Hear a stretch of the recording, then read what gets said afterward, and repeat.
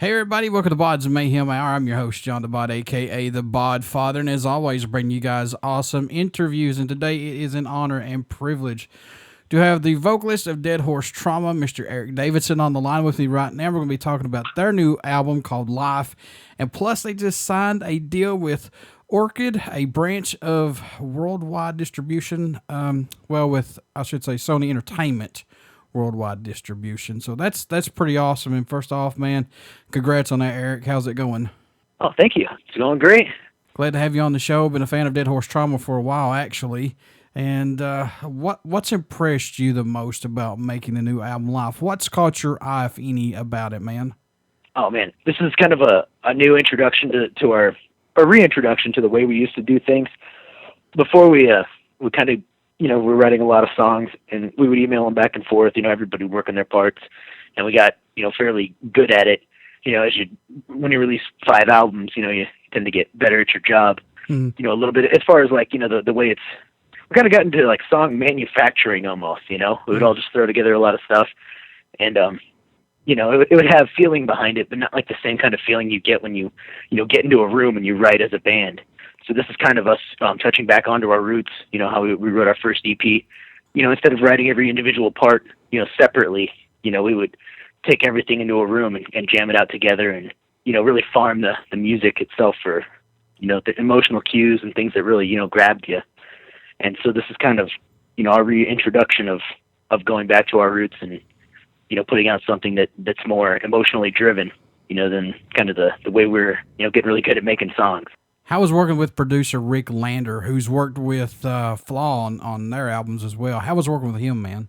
Oh, the guy's so knowledgeable, anything that, we would present an idea, it'd be something that eventually we would, find out on our own wouldn't work, and he'd be able to identify certain things right away, with his music theory knowledge and everything that he's done, he has the experience to back his knowledge.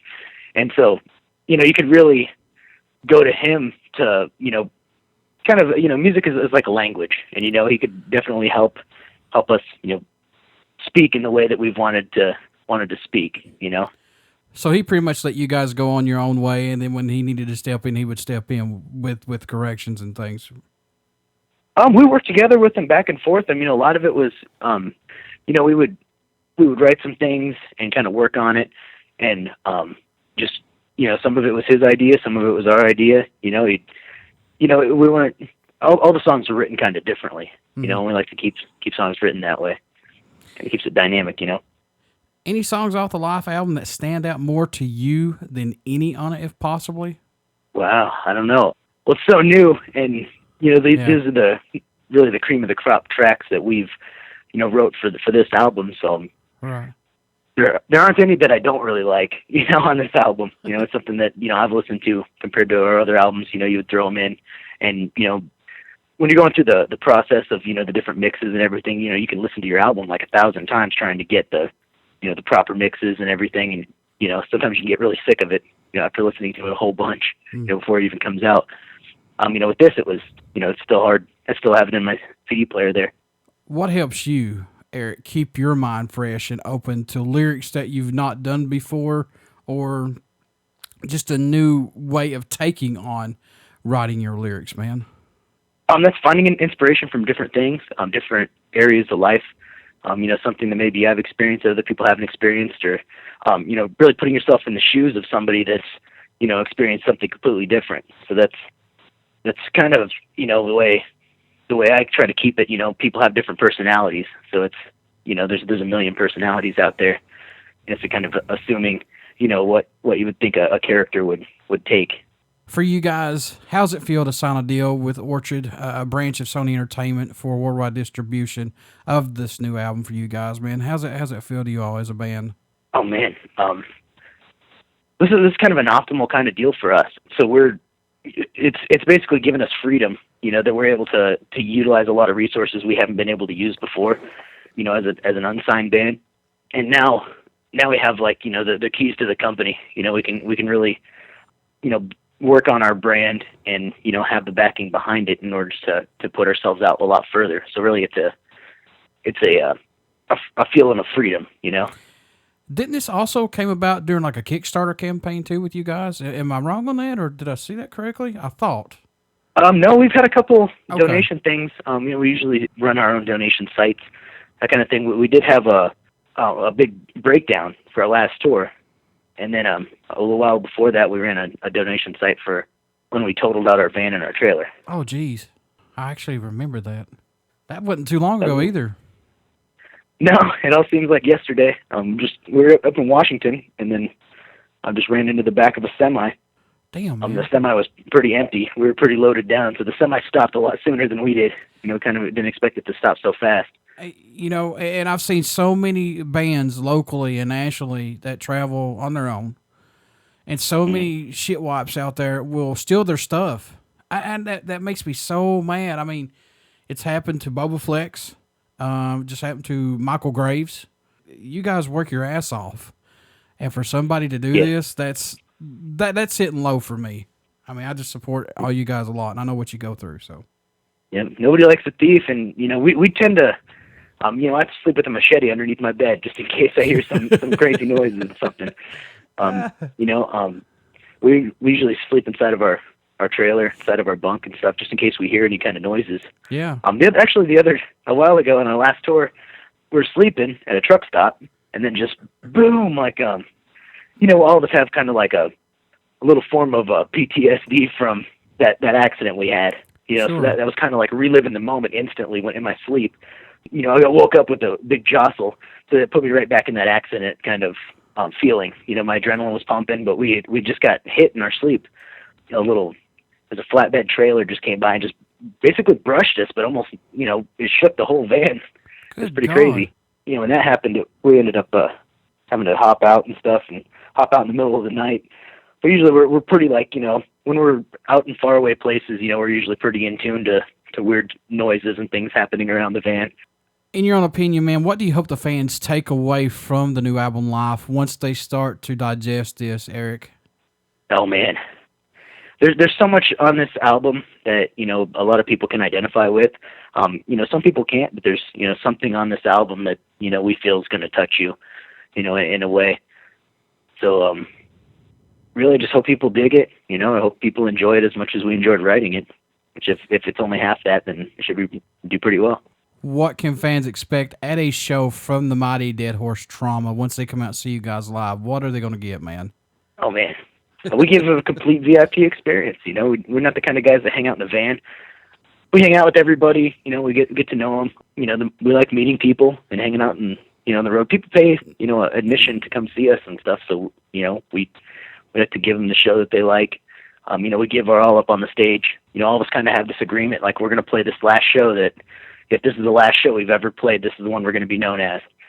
That kind of thing. So we really try to give our all up there. And as far as after the show, always hang out and, not charging to sign autographs or anything like that. We like taking pictures with people and just hanging out. To me, that kind of takes away the mystique of your favorite band or artist, because you see the stories back in the day where people come out and say, oh, I got a photo with them, didn't have to pay. You know what I'm saying? And now look how everything is now today. It's like, well, you got to charge me $50 to take a picture of me. What? Really? So, yeah. Yeah, it's crazy. We were talking about this earlier. Do you guys prefer the digital era, the way it is, of recording albums and getting them out there quicker nowadays? Or do you guys prefer just to be in the studio and collaborating with everybody? Oh, man, that's a good question. I think, the way the music industry is, you mean like kind of physical distribution versus, digital? Yeah. The digital way things are presented? Yeah. The things have definitely changed as far as the music industry. There's, some, before it used to be, in order for you to make an album, you would have to go to a recording studio and, to even get it, manufactured, you'd have to go through a certain specific companies.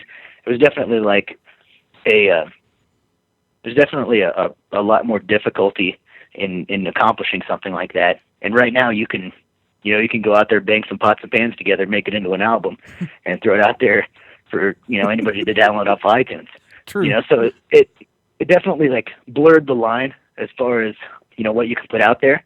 But in that sea of blurriness, there's certain things in order to stick out. you have to work a lot harder and in more dynamic ways, and you have to be innovative in order to to rise to the top. So there's a complete kind of a new bar set, as far as the age now in the music industry than before. Yeah.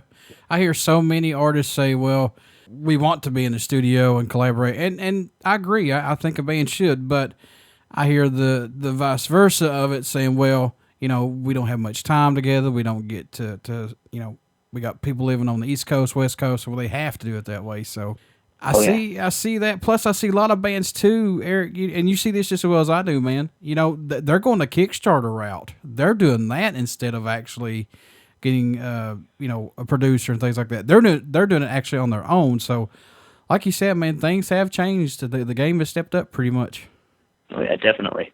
In your own opinion, what does Dead Horse Trauma bring to the table for music that's not out there as of right now, possibly? Ooh, just a complete different look at things. We try to find new innovative ways to touch people emotionally. We put our all into every song. We write every song as an individual story, and every album is kind of like a collection of those.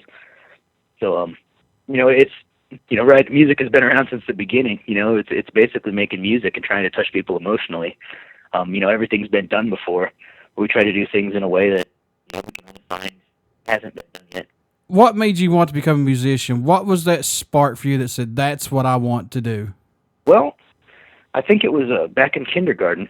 I just seen something on TV, I believe, and then it was, what do you want to be when you grow up? I don't know, a rock star.